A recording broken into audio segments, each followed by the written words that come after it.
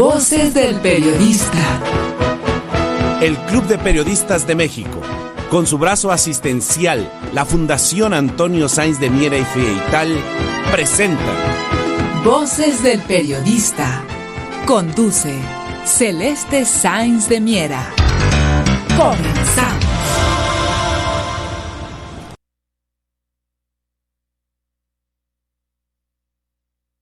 Muy buenas tardes a todos. Bienvenidos a su programa Voces del Periodista, y en ausencia de Celeste Sáenz nos encontramos el maestro Gerardo Castillejas y su servidora Cecilia Tapia, y vamos a tratar de temas muy interesantes en lo que se conecta a nuestro querido maestro don Rodolfo Sánchez Mena, quien estamos esperando para esta emisión.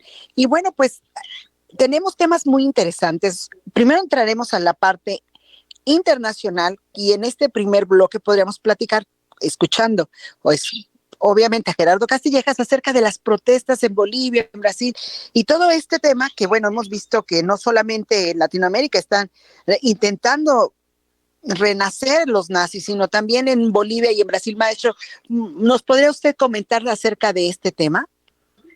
Sí, ¿me escuchas, Ceci? Le escucho muy bien, maestro. Gracias. Buenas tardes a todos, a nuestros amigos y a mis compañeros que han estado con nosotros. A un saludo especial a Celeste y al director Maurice Salum. Bueno, uno tiene que ver que hay un proceso de desestabilización en el continente. Especialmente vemos que Bolsonaro, el presidente todavía en funciones en Brasil, pues él impugnó la elección y el 22 de noviembre él exigió a la autoridad electoral de Brasil que invalidara los votos, supuestamente por una serie de fallos en las máquinas que cuentan los votos, las máquinas electrónicas, y habla de 280,000 máquinas que no funcionaron bien según la demanda, pero está pidiendo la anulación completa.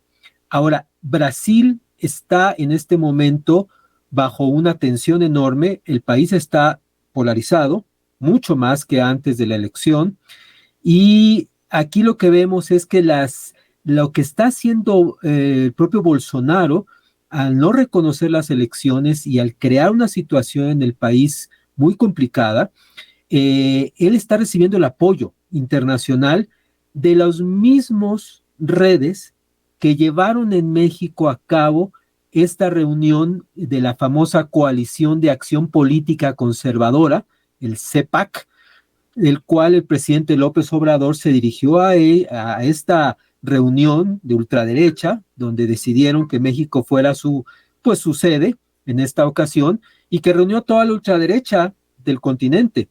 Incluso estuvo el hermano de Eduardo Bolsonaro, el hermano de Jair Bolsonaro, estuvo ahí presente, y el gran tema entre los temas que discutieron en México fueron las elecciones brasileñas, ¿no? Entonces, lo que vemos ahora es que las redes que se movieron, que se están moviendo en Brasil, las redes de Steve Bannon, este hombre que asesora a Bolsonaro, que asesora a Donald Trump también, está moviendo, incluso en México, que estuvo presente en estas reuniones del CEPAC, pues están ellos reordenando, tratando de crear a través de esta derecha ultraconservadora, digamos, rearmando una fuerza continental. Así que lo que vemos en Brasil, Ceci, es una acción muy parecida a lo que está ocurriendo en Bolivia. En Bolivia tenemos una desestabilización, no hay elecciones en Bolivia, lo que hubo fue una necesidad de hacer un censo, y el presidente Arce en Bolivia decidió que se tenía que hacer un censo, como todas las naciones hacen censos, y la disputa con la gente de Santa Cruz vino porque no querían que el censo se hiciera en la fecha que el gobierno había acordado. Y eso realmente fue el pretexto para detonar una serie de violencias verdaderamente nazis. O sea, en Bolivia lo que tenemos, y es algo que no están divulgando los medios tradicionales, los medios internacionales, es el tipo de violencia, las pandillas de ejecución nazis en Bolivia. Ha habido decapitaciones, ha habido marcan las casas de grupos de indígenas en Santa Cruz, toda esta región minera y agrícola de Bolivia, una región rica, pero donde hay un profundo racismo, un desprecio a todo el que se diga que apoya al gobierno de Arce, que es un gobierno emanado pues de las propias masas, es parte de todo lo que pues Arce proviene del propio gobierno de Evo, era parte del gabinete. Entonces ahora vemos cómo se está llevando a Brasil estas mismas procesos donde encapuchados salen en las noches, ¿verdad?, a hacer destrozos, llevan bats de fútbol, bats para golpear a la gente, para golpear negocios, llevan armas, bombas incendiarias. Recientemente usaron una excavadora, una maquinaria excavadora, para romper una tubería de agua y dejaron toda una población sin agua.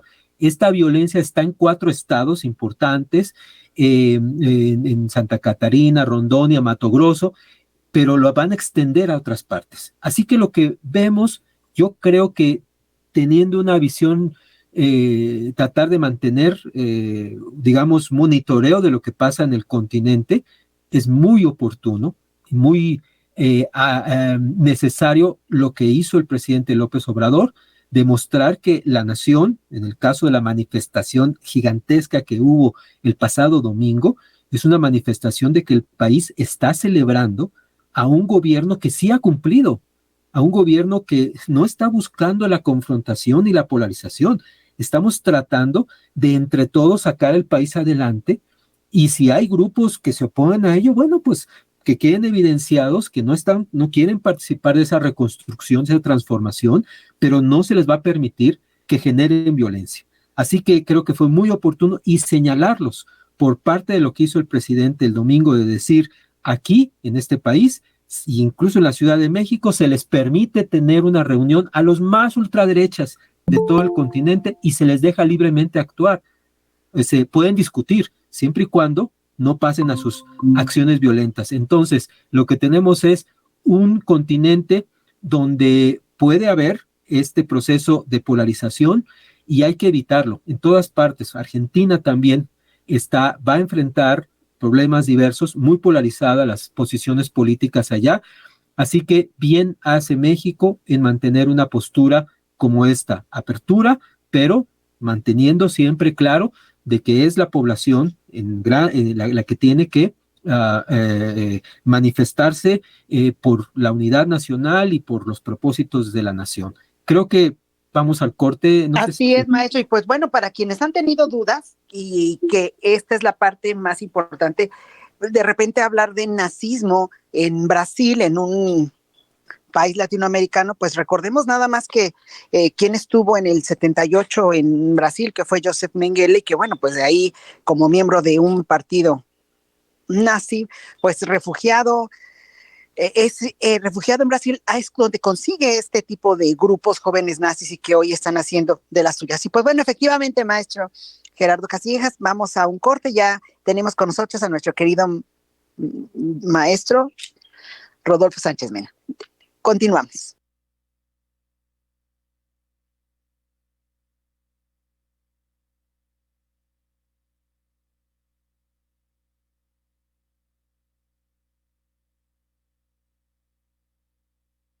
Muchas gracias. Estamos de regreso en su programa Voces del Periodista. Ya nos encontramos en ausencia de nuestra querida Celeste Sáenz, su servidora Cecilia Tapia, el maestro Gerardo Castillejas y el maestro Rodolfo Sánchez Mena, quienes, bueno, estábamos platicando justamente del tema que nos acaba de tocar en el bloque anterior, Gerardo Castillejas, y pues hablamos de la América Latina y los problemas que han estado ahorita, bueno, que se están gestando en Brasil, en Bolivia, etcétera, etcétera. Maestro Gerardo, si gusta usted, por favor, terminar con el tema y quizá compartirnos el tema de la luz para darle paso posteriormente a nuestro querido maestro, don Rodolfo Sánchez Mena. Muchas gracias. Ceci, muchas gracias. Solo quería comentar unos minutos. Esta otra parte que se está dando en el mundo, esta verdadera revolución, y es el término correcto de lo que quiero describir, pues Asia está dando pasos gigantes hacia consolidar un nuevo orden económico internacional. Se abrió en Moscú una escuela internacional de los países BRICS. Recordemos que los países BRICS es la alianza que se forjó entre Brasil, Rusia, India, China y Sudáfrica. Ha avanzado. Los BRICS ahora representan no solo una parte importante del PIB mundial, sino que se está ampliando. Ahora, como ya habíamos mencionado, el profesor Sánchez Mena lo ha dicho también varias veces, hay nuevas adhesiones o países que están queriendo entrar, Nigeria, Irán, Turquía, conformar un bloque todavía más sólido. Y entonces ellos están forjando ideas, no solamente es una asociación entre países para comerciar, esto va mucho más allá, es más profundo que un simple mecanismo comercial. Estos son mecanismos de cooperación a largo plazo, cooperación en muchas áreas, como ya lo hacen los BRICS, y ahí invitaron, en la última escuela que se está llevando a cabo todavía, invitaron a Helga Sepp-Larouche, que es la dirigente internacional del Instituto Schiller, al cual yo pertenezco, y ahí la perspectiva es que el mundo se tiene que dirigir hacia lo que quedó pendiente cuando se dieron estas famosas discusiones del grupo de Bandung, cuando se estaba hablando de este movimiento no alineado, donde claramente en este momento los países no alineados, ahora podríamos llamar el sur global, está, por supuesto, exponiendo sus necesidades y sus intereses y quiere que sean respetados. Son tan legítimos los intereses del sur global como de cualquier otra parte, cualquier otra región del planeta. Entonces, se hablaron de temas de ciencia, se habló de aspectos de incluso una serie de 10 principios que se discutieron, que está basado completamente en lo que hizo este movimiento de los no alineados. Por razones de tiempo no vamos a detallar esos 10 principios, pero sí quiero decirles que esencialmente pues es acabar con la pobreza, garantizar la atención sanitaria completa, educación universal, un nuevo sistema financiero, económico, reorganizado, con un sistema de crédito dirigido, infraestructura para elevar la productividad a un nivel mucho mayor y sobre todo utilizar los medios, ¿no? Para acabar con esta amenaza mundial de una guerra nuclear, y eso tiene que hacerse a través de un enfoque nuevo completamente, ¿no? Básicamente una cultura tiene que haber optimista, basada en la ciencia, en la belleza, ¿no? No puede ser arbitrario como se hace ahora en las cuestiones culturales, sino que tiene que haber partir de un principio de que el hombre, el ser humano, es un ser humano perfectible. Y entonces el camino para superar el mal, pues tiene que ser enaltecer esas cualidades intrínsecas del ser humano en su búsqueda del bien y la verdad. Realmente fueron conceptos muy importantes, elevados, para poner a la humanidad en otro nivel, que no sea el de la confrontación. Pues con eso quería concluir. Muchas gracias, Ceci. Muy bien, maestro, pues continuamos con este programa tan interesante, maestros. No sé, don Rodolfo, platíquenos su tema que seguramente, pues bueno, vamos a tener unos comentarios más adelante, maestro, porque todo lo como se ha dado internacionalmente, pero don Rodolfo, su comentario, por favor. ¿Cómo no, Ceci? Muy buenas tardes, estimados radioescuchas. Pues vamos a comentar un poco para que no darle la vuelta al problema y partir de donde se está generando buena parte de todo lo que estamos viviendo en México y en el mundo. Y lo que se trata es de profundizar en los Estados Unidos, que es el gran epicentro de todo este conflicto que se está dando a nivel internacional, porque definitivamente el tránsito a un mundo multipolar pues pasa necesariamente porque los Estados Unidos dejen de ser la potencia hegemónica deje de ser el hegemón y pasemos efectivamente a un nuevo estadio superior de para en beneficio de todos los pueblos amantes de la paz. Pero esto definitivamente está dentro de los Estados Unidos y concretamente en lo que se llama el Estado Profundo norteamericano.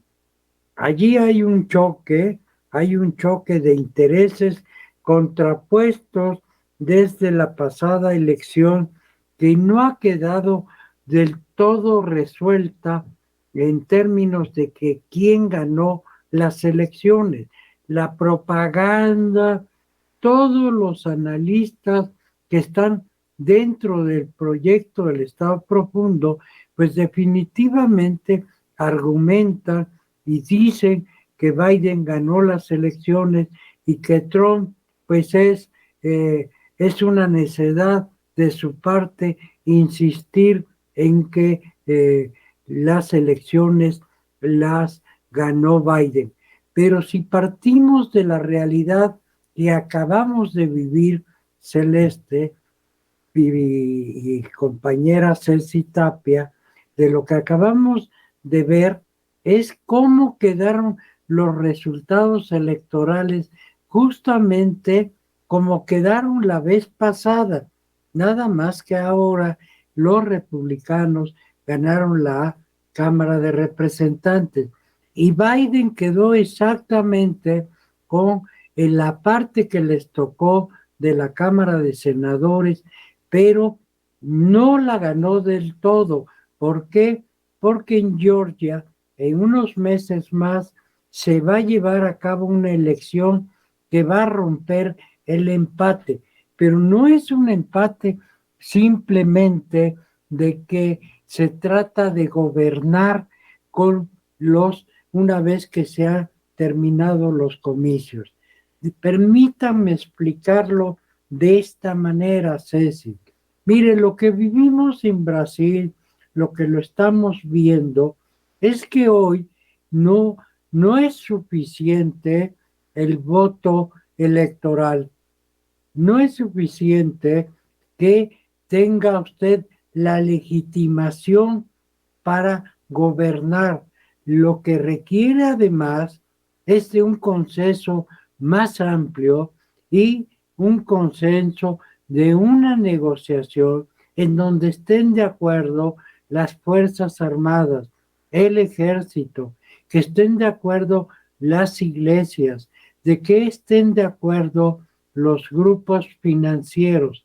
Sí, hoy para ganar el poder en toda América Latina y en el mundo se requiere de otras capacidades negociadoras para que se pongan de acuerdo todos los intereses y estén alineados, por ejemplo, en el caso del Congreso. El caso del Congreso en Brasil es evidente de que no lo ganó Lula. ¿Qué ganó Lula? Bueno, ganó más del 50%. Y dentro de esos, bueno, pues el señor Bolsonaro quiere ganar, quiere que se anulen las elecciones. Ya le dijeron que no se trata de eso. También al interior, si llevamos esta tesis al interior de los Estados Unidos, el voto, sí, ¿quién ganó las elecciones en estas pasadas elecciones intermedias? Lo hizo, sí, Biden recibió una derrota estratégica al perder la Cámara de Representantes, pero además, ¿qué se sumó a eso, Ceci Tapia? Pues nuestra tesis es que lo que se sumaron fueron los votos latinos de los México norteamericanos que están en estos términos a favor de Trump, han migrado de la parte de los demócratas a la parte de los republicanos. Y desde luego, esto lo vamos a ver tan pronto como se inicien las sesiones del Congreso y fundamentalmente el voto del general invierno resuelva parte de lo que estamos viviendo, Ceci. Pues muy interesante, maestro. Y pues bueno, hoy en este momento vamos a hacer un gol y vamos a meter el gol, porque hay que buscar, ojalá que, así como lo ha comentado bastante bien, maestro, el libro que se escribe con la Sociedad Mexicana de Geografía y Estadística y la Academia de Geopolítica y Estrategia, maestro, que usted con bastante bien dirige, Los latinos en las elecciones USA, y ojalá lo puedan leer y vean este análisis tan importante y que seguramente va a salir otra edición en donde, pues bueno, después de los resultados, en donde los latinos justamente dan la diferencia en estos votos. Y bueno, muchos comentarios se pueden hacer respecto a las elecciones, maestro, pero bueno, vamos a un corte, ¿le parece? Y regresamos para seguir platicando de estos temas. Muchas gracias.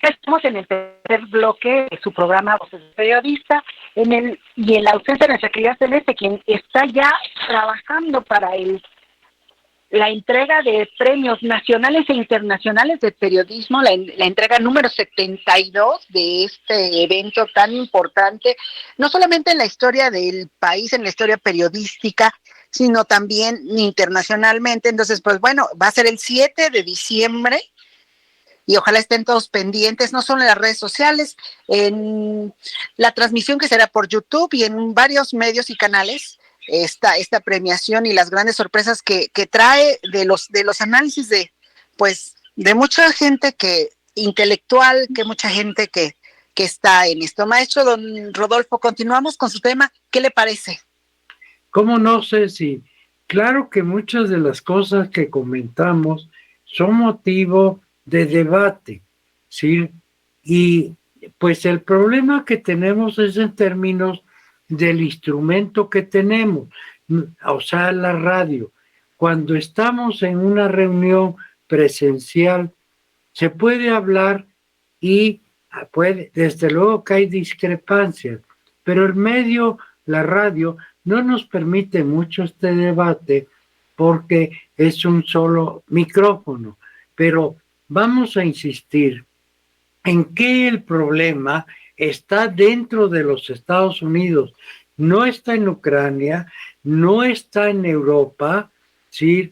Todos son componentes del problema, pero el principal problema que existe y subsiste es al interior de los Estados Unidos, en donde hay una fuerte confrontación de intereses sobre el futuro de los Estados Unidos. No cabe duda que buena parte de la hegemonía ya la perdieron, pero lo que quieren es rescatar buena parte de su futuro, y es como se explica que se utilicen instrumentos ya sea a favor de la derecha, como es el caso político del señor Steve Bannon, que déjeme comentarle, en Europa su trabajo no fructificó, creó una escuela de cuadros en Italia, en un monasterio, y lo más avanzado que tiene es que el hijo de Bolsonaro sea el representante de este grupo ultraderechista para toda América Latina. Pero en contrapartida, y esto fíjense que es bien importante y que son las cuestiones de la política de fondo.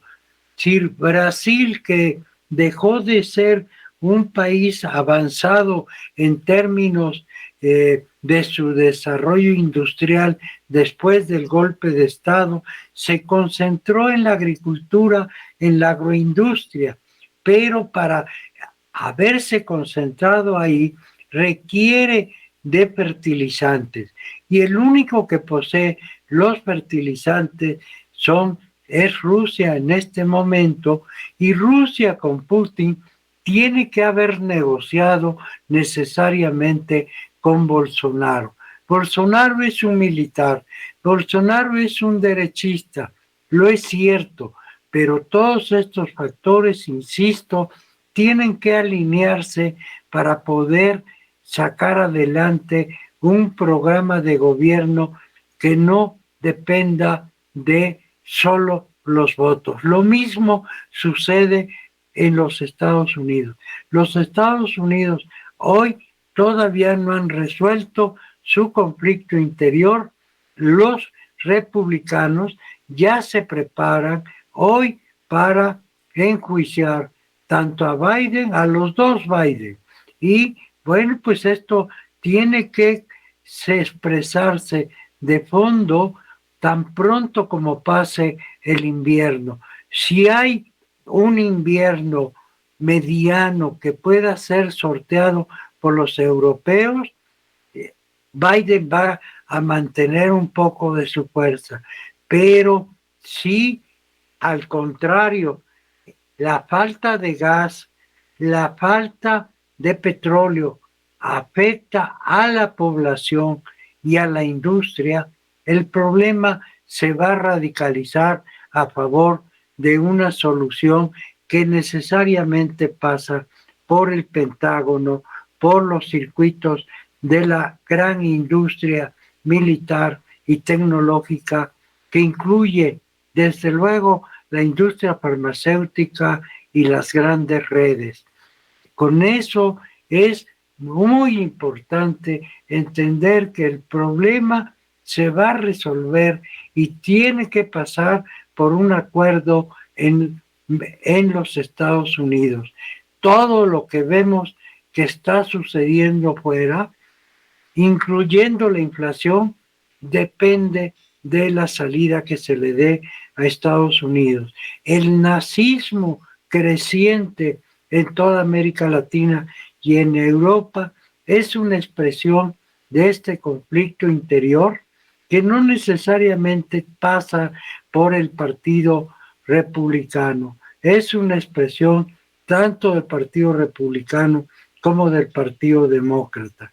Y en el caso de México, la ultraderecha está ganando terreno, aunque no lo se quiera admitir, y la mejor manera de confrontarlo es primero resolver el problema en los Estados Unidos con el voto, con la calidad del voto mexicano, que va a resolver y que va a incidir no en la solución, pero sí en quién va a ser el presidente de los Estados Unidos.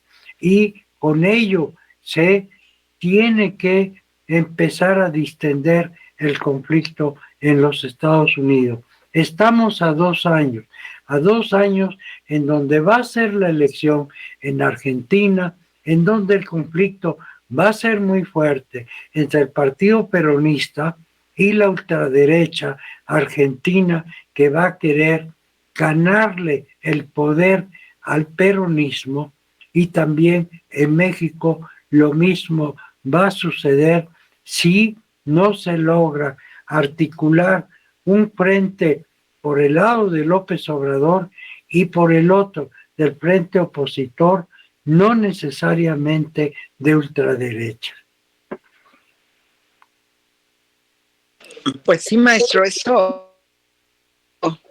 es muy interesante. No sé si ya terminó, maestro, usted hacer su comentario, o podríamos pedirle al maestro Gerardo que dé su opinión. Y, sí, por favor, y continuamos. Claro, solo quería agregar que hay que ver que la amenaza de una guerra nuclear está llevando a cada vez más líderes a ir rompiendo sus propias barreras internas y empiezan a hablar con la verdad. Eso lo vemos en muchos lugares, pero no en los Estados Unidos todavía. Algunos voces, sí, exmilitares, expertos que hemos podido entrevistar, están diciendo los peligros enormes que nos puede llevar esta escalada que sigue subiendo, en términos de que la OTAN está claramente determinada, como ya lo dijimos, a que no va a detener toda su política de mantener armando a Ucrania al costo que sea.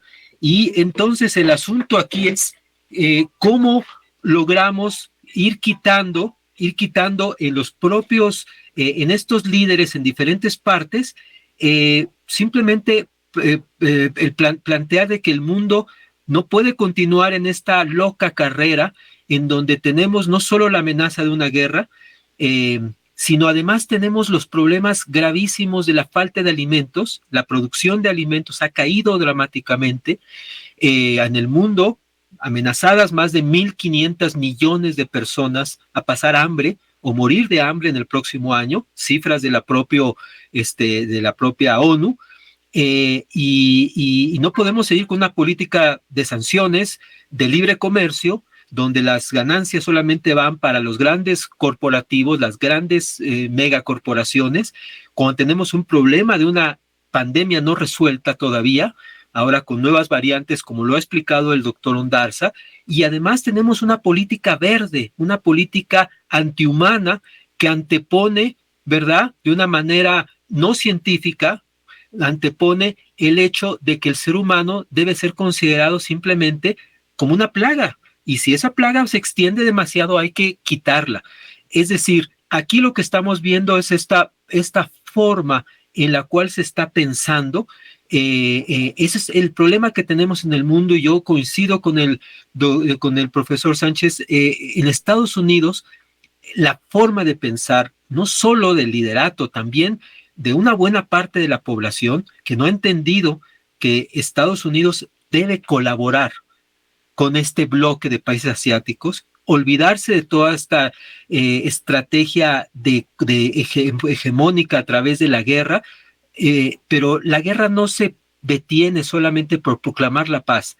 Hay que quitar las causas que llevan, que nos conducen a una guerra, y en este caso el desplome del sistema financiero occidental es el que nos está llevando a esta guerra, nos está conduciendo a una confrontación de bloques. Por esa razón creo que la mejor manera es abrir mucho el tema en México de todo lo que se está logrando con los acuerdos en Asia, con los acuerdos de BRICS, y que México debe formar parte, por supuesto, aliarse, ¿no?, a todas estas discusiones y acciones que se están llevando. Y creo que una plataforma enorme pues sería que la propia la CELAC sería una excelente, la Conferencia Económica de América Latina puede ser excelente plataforma para unirnos bajo este espíritu como el que hubo en el movimiento de los no alineados desde los años 60, 70. Sí, pues es perdón, maestro Gerardo, es una excelente, un buen sueño el que se imagine a México entrando a los BRICS. Vamos a ver qué dice nuestro vecino del norte, y qué les parece si nos vamos a un corte, maestros, y regresamos a su programa Voces del Periodista en su último capítulo del día de hoy.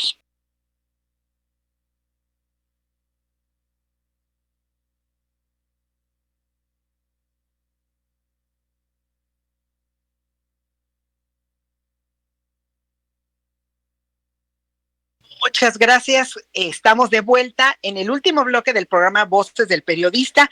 Y pues bueno, platicábamos con el maestro Gerardo Castillejas, con don Rodolfo Sánchez Mena, estos temas internacionales tan interesantes, pero bueno, nos vamos dando cuenta, y antes de continuar con ellos, que han sucedido cosas de manera muy interesante en las monedas y por ejemplo, hoy el dólar está a 19.27, y eso es algo interesante porque ha bajado frente al euro, también obviamente frente al peso mexicano, que como lo hemos comentado, como una noticia interesante, que siga el peso resistiendo fuertemente en esta política nacional e internacional para que la moneda mexicana pues no esté, o más bien esté enfrentándose fuertemente contra el dólar e inclusive contra el euro, que además está en 20.06 pesos mexicanos, y ese tema pues nos ha dado mucho que hablar. Recordemos que el euro ha llegado a estar hasta 28 pesos un euro, Hoy estamos hablando que está 20.06. Obviamente hemos platicado y la razón por el comentario es que hemos escuchado a don Rodolfo, hemos escuchado al maestro Gerardo, y nos damos cuenta cómo es muy interesante lo que sucede en el mundo y que también tiene que ver con la política monetaria, las reservas de oro del país, las reservas del Banco de México, etcétera, etcétera, y que bueno, nos da este tema tan importante de hablar de las divisas contra el peso tan fortalecido. Y de esta manera también demostrar cómo son los empresarios, los militares, otro tipo de factores económicos, políticos y de poder quienes afectan no exclusivamente el voto en las urnas, como lo comentó el maestro don Rodolfo Sánchez Mena, y digo, aquí lo vemos porque aunque el peso está fortalecido, aunque se hablen de aumentos ya o de recuperación del trabajo de un 20%, que es muy probable que se dé en este nuevo aumento del salario mínimo general de los mexicanos, que sería un 20%, estamos hablando que se rebasarían los 200 pesos el salario mínimo general y son aumentos históricos también. Aún así, no se ha logrado parar el tema de la economía. Entonces, me refiero de la inflación porque no tiene nada más que ver con la voluntad del gobierno. Ya lo vimos que tiene que ver con la voluntad de los empresarios. Y bueno, ese finalmente es otro tema y lo vemos ahora que Bimbo ha vendido Ricolino a una empresa alemana y se hablan de 6,000 millones de pesos de impuestos por esta negociación. 6,000 millones de pesos de impuestos. Entonces, pues es interesante poder ver cómo tienen que ver todos estos poderes económicos, etcétera, etcétera. Y bueno, vamos a hablar rapidísimo de derechos humanos, maestros, antes de regresar a sus temas y nos den la opinión final. Resulta que la Comisión Nacional de Derechos Humanos sigue sin dar recomendaciones, pero resulta que la única virtud que tiene la Comisión Nacional de Derechos Humanos pues es dar recomendaciones. Entonces ojalá puedan empezar a hacer notar que hay autoridades que han torturado, que hay autoridades que han abusado, que hay autoridades que no están ejerciendo la justicia en el país, aunque de eso depende. Ahora vamos a platicar un poquito de la FEADLE. Resulta que la FEADLE pues sigue con estos tentáculos de sexenios pasados. Esta fiscalía especializada para defender, bueno, de los delitos de la libertad de expresión, pues nos está dando mucho de qué hablar al no dar ningún dato de todos los asesinatos del pasado y vengan, pues digamos que empresas como Netflix a hablar de los temas que han dañado a nuestro país inmensamente y no solamente por el morbo, ¿no? Sino el hecho de que se hagan documentales en donde se exhiba la incapacidad, no solamente del Poder Judicial, que la FEADLE es uno de estas, porque va a aparecer, ¿se acuerdan del crimen en la colonia Roma, de unos activistas y unos periodistas que al día de hoy no sucedió nada? Entonces, bueno, pues ojalá la FEADLE se ponga las pilas y todo el Poder Judicial y toda la Corte y los tribunales de todos los niveles, porque nos están dejando mucho a deber. Se les sigue acusando de recibir dádivas para que pueda avanzar un trámite y si no puede tardar 6, 7 u 8 meses, bueno, vamos por ahí platicando y ojalá también que el mecanismo de protección para periodistas y defensoras de derechos humanos o defensores de derechos humanos le pongan mucha fuerza para que se haga una prevención, porque en todos estos años no hemos visto una prevención para evitar los asesinatos de los periodistas. Bueno, temas muy dolorosos, temas muy difíciles, maestros. No sé, hasta aquí yo me quiero quedar, maestro. Ojalá que el maestro Gerardo nos comente este comentario final para poder cerrar el programa de hoy de Voces del Periodista. Muchas gracias. Pues sí. Adelante, maestro. Sí, pues bueno, ya tiene usted un cambio significativo en el mundo. El fin del petrodólar y la aparición del petro con la moneda rusa con el rublo, es petrorrublo. ¿Qué fondo tiene esto y qué impacto va a tener? Pues desde luego, la hegemonía que tenía el dólar en la compra de petróleo a base de bilimbiques ya llegó a su fin con la alianza entre Arabia Saudita y Rusia en materia petrolera y en materia de gas. Y lo que nos comenta para concluir sobre el incremento de los salarios mínimos, el problema que se presenta es que una vez que se liberan los salarios y que se incrementan, todo lo que es la inflación se lo come. Ceci, vamos a ver, yo espero que dure un mes el incremento de los salarios, pero cuando lleguemos a febrero, esto ya habrá acabado porque la inflación no se está domando en el país. Y lo de los petrodólares, la moneda, el sustituto, la moneda de cambio, los rublos, los petrorrublos, tienen que ser considerados por los estrategas de Hacienda, porque eso va a tener un impacto en la fortaleza del peso. Así es, maestro. Es muy, muy interesante. No sé si tengan, muy interesante porque volvemos a lo mismo. Se nota claramente cómo aún el poder económico está detrás de todo esto y pase que lo que pase con la moneda, efectivamente, mientras no se regulen los precios, etcétera, etcétera, pues no se va a detener la inflación, maestros queridos. Pero bueno, ya ese será tema de otro programa y de economía. No sé si gusten dar, querido maestro Gerardo, el último tema de este momento. Sí, yo creo que con este cambio del que habla el maestro Sánchez Mena en los Estados Unidos, están tratando de montar un fraude.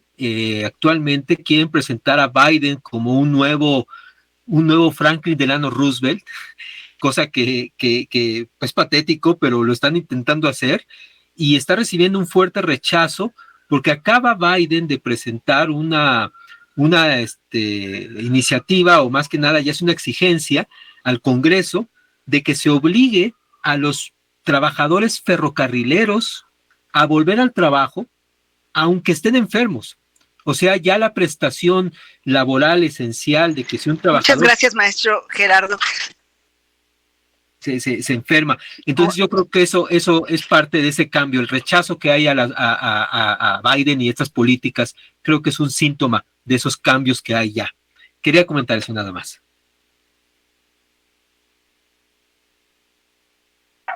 Así es, maestro. No sé si don Rodolfo nos tenga otro comentario más ya de despedir. Pues ya tenemos todo un paquete que comentar, el impacto que tiene los petrorrublos y por qué México no tiene reservas en oro. Ya lo platicaremos, tenemos reservas de oro en papel, pero eso no es negociable. Ya lo platicaremos. Maestro, yo creo que ha puesto el punto sobre la I respecto al dónde está el oro de México que se compró en la época de Calderón, que hablamos de miles de toneladas y que supuestamente están en Inglaterra, pero como bien dice el maestro, este será tema de otro programa que puede ser muy, muy interesante porque sí estamos jugando ahí y a dónde quedó el oro mexicano.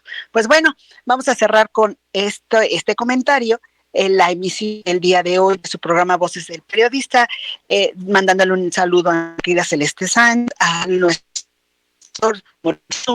y a todos ustedes, muchas gracias y espero nos escuchen en la repetición y nos escuchamos el día viernes alrededor de las 17 horas aquí en Radio Cañón.